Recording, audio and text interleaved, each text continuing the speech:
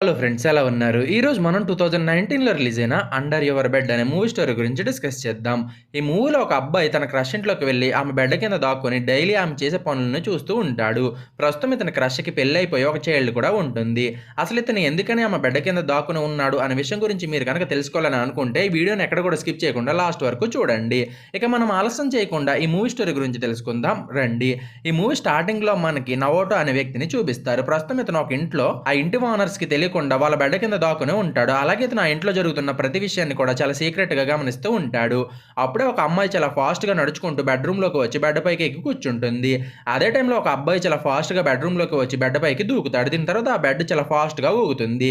ఇక్కడే మనకి బెడ్ పై ఉన్న వాళ్ళు మంచి పనిలో ఉన్నారని అర్థమవుతుంది. అప్పుడే నవోటో తన చేతిని బెడ్‌కి టచ్ చేసి కళ్ళు మూసుకుంటాడు. ఇక్కడే సీన్ ఫ్లాష్ బ్యాక్‌కి షిఫ్ట్ అవుతుంది. నవోటో చిన్నతనంలో నుండి కూడా చాలా లోన్‌లీగా పెరుగుతాడు.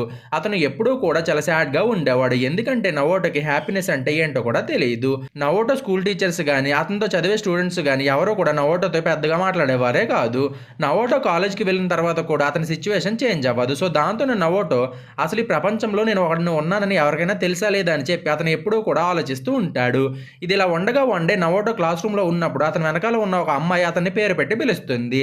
అది వినగానే నవోటో సర్ప్రైజ్ అయిపోతాడు. ఎందుకంటే నవోటో పుట్టిన తర్వాత అతని పేరుని గుర్తుపెట్టుకుని మరి అతన్ని ఎవరో కూడా పిలవరు. దాంతోనే నవోటో తన నేమ్‌ని ఫస్ట్ టైమ్ ఒక వ్యక్తి పిలవడంతోటి బాగా ఎక్సైట్ అయ్యి తనని పేరు పెట్టి పిలిచిన అమ్మాయి పైన ఇష్టాన్ని పెంచుకుంటాడు. అలాగే అతని లక్ కొద్దీ నవోటోకి ఆ అమ్మాయితో కలిసి కాఫీ తాగే ఛాన్స్ కూడా వస్తుంది. ఇంతకీ ఆ అమ్మాయి పేరు చిహిరియో.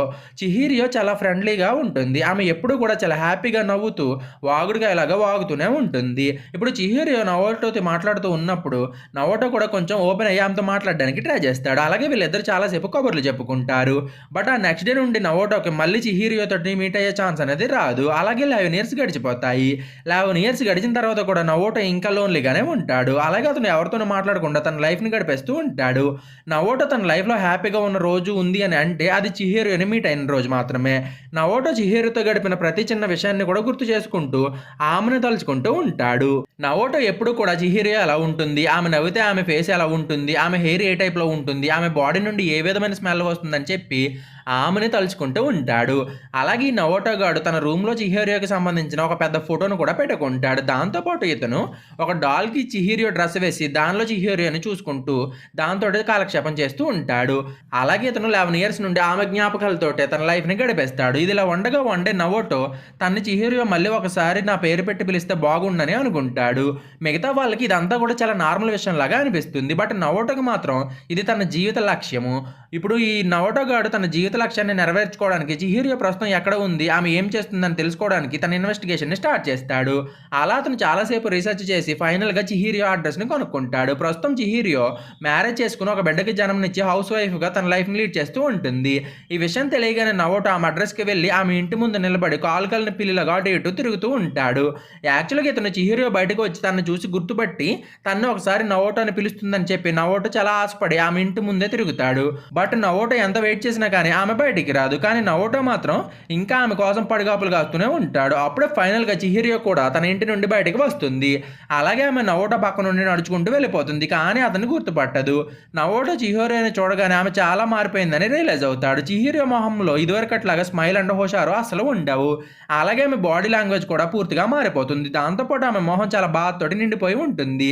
నవోటో చిహిరియోని అలా చూసేసరికి ఆమె బాధకి కారణం ఏంటో తెలుసుకోవాలని డిసైడ్ అవుతాడు.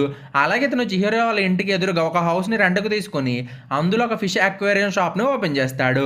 అప్పటి నుండి ఇతను డైలీ చిహిరియో ఇంటిని అబ్జర్వ్ చేస్తూ ఉంటాడు. అలాగే ఇతను చిహిరియోని అబ్జర్వ్ చేస్తూ ఉన్నప్పుడు ఆమె భర్త చిహిరియోని కొడుతూ ఉంటాడు. అది చూడగానే నవోటో షాక్ అయిపోతాడు. చిహిరియో హస్బెండ్ ఒక గవర్నమెంట్ ఆఫీసర్. ఇతను బయటికి వెళ్ళినప్పుడు అండ్ ఆఫీస్‌లో ఉన్నప్పుడు అందరితోటి చాలా మంచివాడిలాగా ప్రవర్తిస్తూ ఉంటాడు. కానీ ఈవినింగ్ ఇంటికి వచ్చిన తర్వాత అతని అసలు రూపం తన వైఫ్ ముందు బయటకు వస్తుంది.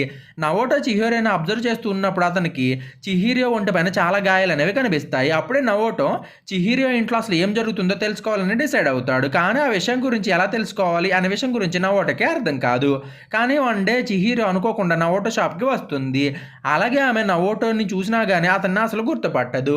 నెక్స్ట్ నవోటో ఒక ఫిష్ ట్యాంక్‌ని చిహిరియోకి ఇస్తాడు. దాంతోపాటు అతను చిహిరియో ఇంటికి ఆ ఫిష్ ట్యాంక్‌ని డెలివరీ ఇవ్వడానికి వెళ్ళి ఆమె ఇంటి కీని దొంగలించి దానికి డూప్లికేట్ కీని తయారు చేసుకుంటాడు.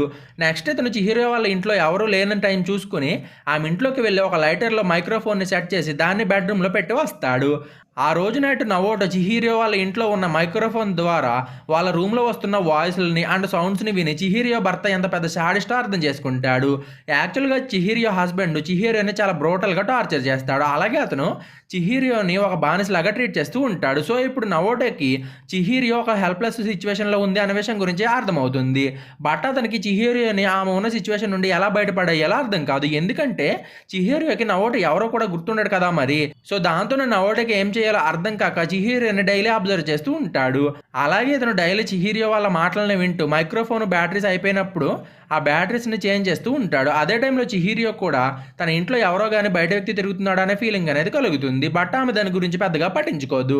ఇంకా పక్కన నవోటోకి చిహిరియోపై ఉన్న అబ్సెషన్ ఇంకా ఎక్కువైపోతుంది. దాంతోనే ఇతను చిహిరియోని ఇంకా దగ్గర నుండి చూడాలని డిసైడ్ అవుతాడు. అలాగే అతను ఈసారి చిహిరియో ఇంట్లోకి వెళ్లి అక్కడే సెటిల్ అయిపోతాడు. ఇన్‌ఫాక్ట్ నవోటో తనకి కావాల్సిన వస్తువుల్ని బ్యాగ్‌లో సర్దుకొని డైపర్స్ వేసుకొని ఇంట్లో వాళ్ళకి కనిపించకుండా ఆ ఇంట్లో ఉన్న బెడ్ కింద దాక్కుంటాడు. ఇతను డైలీ చిహిరియో వాళ్ళ బెడ్‌రూమ్‌లోకి వచ్చినప్పుడు బెడ్ కింద దాక్కోవడం, ఇంట్లో ఎవరు లేనప్పుడు బెడ్‌రూమ్ బయటకు వచ్చి చూస్తూ ఉండడం చేస్తూ ఉంటాడు. అలాగే అతను చిహిరియోని చూస్తూ ఉన్నప్పుడు చిహిరియో హస్బెండ్ ఆమెను ఇష్టం వచ్చినట్టు కొట్టడం, దాంతో పాటు చిహిరియోని ప్రతిరోజు నైట్ బెడ్ పైన బలవంతం చేస్తూ ఉంటాడు. వన్ డే చిహిరియో హస్బెండ్‌కి పిచ్చిలేసి ఆమెను చావగొట్టి, ఆ తర్వాత ఆమెను బాత్రూమ్‌లోకి తీసుకెళ్ళి అక్కడే ఉన్న టబ్‌లో పడేసి తర్వాత బెడ్‌రూమ్‌లోకి వచ్చి పడుకుంటాడు. అప్పుడే నవోటో బాత్రూమ్‌లోకి వెళ్లి ఒంటి నిండా గాయాలతోటి స్పృహ లేకుండా పడి ఉన్న చిహిరియోని చూస్తాడు. నెక్స్ట్ ఇతను చిహిరియోని టబ్‌లో నుండి బయటకి తీసి ఆమెకు సేవలు చేసి ఆ తర్వాత ఆ ఇంట్లో నుండి బయటకి వచ్చేస్తాడు. ఆ నెక్స్ట్ డే మార్నింగ్ చిహిరియో మెలకువలోకి వచ్చిన తర్వాత తన ఇంట్లో బయట వ్యక్తి ఎవరో ఉంటున్నాడన్న విషయాన్ని రియలైజ్ అవుతుంది. బట్ ఆమె తన ఇంట్లో ఎంత వెతికినా గానీ ఆమెకు ఇంట్లో ఎవరో కూడా కనిపించరు. ఇంకో పక్క నవోటో చిహిరియోని ఆమె హస్బెండ్ నుండి ఎలా అయినా సరే సేవ్ చేయాలని డిసైడ్ అవుతాడు. నెక్స్ట్ ఈ నవోటో కూడా ఒక ఎలక్ట్రికల్ డివైస్‌ని కొనుక్కొని మళ్ళీ చిహిరియో వాళ్ళ ఇంట్లోకి వెళ్తాడు. ఆ రోజు నైట్ చిహిరియో అండ్ ఆమె హస్బెండ్ డైనింగ్ టేబుల్ దగ్గర కూర్చుని డిన్నర్ చేస్తూ ఉంటారు. అప్పుడే చిహిరియో భయపడుతూ తన హస్బెండ్ తోటి మా నాన్నకి ఒంట్లో బాగోలేదు, నేను ఒకసారి మా నాన్నని చూసి వస్తా అని అడుగుతుంది. అది విని ఆమె హస్బెండ్ నువ్వు వెళ్ళినంత మాత్రం నా ముసలోడ ఆరోగ్యం బాగుపడిపోతుందా ఏంటని చిహిరియో తోటే అంటాడు. అప్పుడే చిహిరియోకి పిచ్చ కోపం వచ్చి అసలు నువ్వు మనిషివైనా అని అంటూ తన హస్బెండ్ని చంపచెల్లుమనిపిస్తుంది. దాంతో ఆమె హస్బెండ్కి పిచ్చిలేసి చిహిరియోని ఈడ్చి మరీ కొడతాడు. ఆ దెబ్బకి ఆమె పళ్ళు ఊడొచ్చేస్తాయి. అలాగే ఆమె నోటి నుండి బ్లడ్ కూడా కారుతుంది. అయినా కానీ వాడు మాత్రం చిహిరియోని వదలకుండా తన ప్యాంటు జిప్పుని తీసి మరీ రాక్షస ఆనందాన్ని పొందుతాడు. ఇదంతా చూస్తున్న నవోటో చిహిరియోకి హెల్ప్ చేద్దామని అనుకున్నా కానీ అతనికి ధైర్యం సరిపోక కట్టిన వెనకాలే దాక్కుని లోపల కుమిలిపోతాడు. ఆ నెక్స్ట్ డే చిహిరియో ఆమె భర్త శాడిజం తట్టుకోలేక తన బేబీని తీసుకుని పారిపోతుంది. అలాగే ఆమె అక్కడ నుండి వెళ్ళేటప్పుడు నవోటో మైక్రోఫోన్ పెట్టిన లైటర్ని కూడా తనతో పాటు తీసుకెళ్తుంది. నెక్స్ట్ ఈమె ఆ లైటర్ని యూజ్ చేస్తూ ఉన్నప్పుడు చిహిరియోకి ఆ లైటర్ నుండి ఏదో సౌండ్ అనేది వినిపిస్తుంది. అప్పుడే ఆమె లైటర్ని ఓపెన్ చేసి అందులో ఉన్న మైక్రోఫోన్ని చూసి షాక్ అవుతుంది. అలాగే ఆమె ఇన్ని రోజులు తన ఇంట్లో తనకు తెలియకుండా తిరుగుతున్న వ్యక్తి దీన్ని పెట్టాడని చిహిరియో రియలైజ్ అవుతుంది. అంతలోపే చిహిరియో హస్బెండ్ ఆమె అడ్రస్ని కనిపెట్టి వచ్చేస్తాడు. అలాగే అతను చిహిరియోని చూడగానే నువ్వు నా దగ్గర నుండి ఎస్కేప్ అవ్వడానికి ట్రై చేస్తావా అని అంటూ ఆమెను చంపడానికి ట్రై చేస్తాడు. అప్పుడే చిహిరియో మైక్రోఫోన్ని తీసుకుని దయచేసి నువ్వు ఇక్కడికి వచ్చి నన్ను సేవ్ చెయ్యని ఆర్తనాదాలు తీస్తుంది. అదే టైంలో చిహిరియో హస్బెండ్ ఆమెను కత్తితో పొడవబోతాడు. బట్ అప్పుడు అక్కడికి నవోటో వచ్చి అతనికి షాక్ ఇస్తాడు. దాంతో నా వ్యక్తి స్పృహ తప్పి కింద పడిపోతాడు. అప్పుడే చిహిరియో నవోటోని చూసి ఇతను అక్వేరియం షాప్ ఓనర్ కదా అని చెప్పి ఆశ్చర్యపోతుంది. నెక్స్ట్ ఆమె నవోటో తోటి నువ్వు ఇన్ని రోజులు నాకు కనిపించకుండా నా చుట్టూ తిరుగుతున్నావు కదా, అసలు నువ్వు ఎవరు అని నవోటోని అడుగుతుంది. బట్ నవోటో ఏ రిప్లై కూడా ఇవ్వడు. ఎందుకంటే అతని పేరు చెప్పినా కానీ చిహిరియో ఎలాగో గుర్తుపట్టదని నవోటో అనుకుంటాడు. కరెక్ట్గా అప్పుడే చిహిరియో హస్బెండ్ స్ప్రోలోకి వస్తూ ఉంటాడు. అది చూసి చిహిరియో అతన్ని చంపేద్దామని చెప్పి అతని గొంతు పట్టుకుంటుంది. బట్ నవోటో ఆమెను ఆపి తన చేతులతోనే అతను గొంతు పిసికి చంపేస్తాడు. దీని తర్వాత నవోటో పోలీస్ స్టేషన్కి వెళ్ళి లొంగిపోతాడు. నెక్స్ట్ చిహిరియో అసలు ఇతను ఎవరని ఆలోచిస్తూ అతని షాపుకి వెళ్ళి చెక్ చేస్తుంది.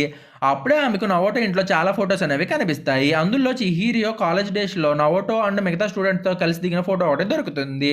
అది చూసి చిహిరియో నవోటో గురించి గుర్తు చేసుకోవడానికి ట్రై చేస్తుంది. అప్పుడే ఆమెకు తను ఒకసారి నవోటోతో కలిసి కాఫీ తాగిన విషయం గుర్తొస్తుంది. అప్పుడే ఆమె ఇంకా బాగా ఆలోచిస్తే ఆమెకు నవోటో పేరు కూడా గుర్తు వస్తుంది. దాంతో వెంటనే చిహిరియో పోలీస్ స్టేషన్కి పరిగెత్తుకుంటూ వెళ్ళి నవోటో అని గట్టిగా అరిచి అతన్ని పిలుస్తుంది. అప్పుడే నవోటో వెనక్కి తిరిగి చిహిరియోని చూస్తాడు. ఇప్పుడు నవోటో ఫైనల్గా తన లైఫ్ అంబిషన్ని నెరవేర్చుకుంటాడు. అప్పుడే నవోటో తన కోరిక నెరవేరడంతో చాలా ఎమోషనల్గా ఫీల్ అవుతాడు. అలాగే అతను చిహిరియో వైపు చూసి ఒక చిన్న స్మైల్ని ఇస్తాడు. ఎక్కడితోటి ఈ మూవీ అనేది ఎండ్ అవుతుంది. సో ఈ రోజుకి ఇంతే ఫ్రెండ్స్. మీకు కనుక ఎక్స్ప్లెనేషన్ నచ్చితే ఛానల్ సబ్స్క్రైబ్ చేసి గంట సింబల్ని ఆన్లో పెట్టుకోండి.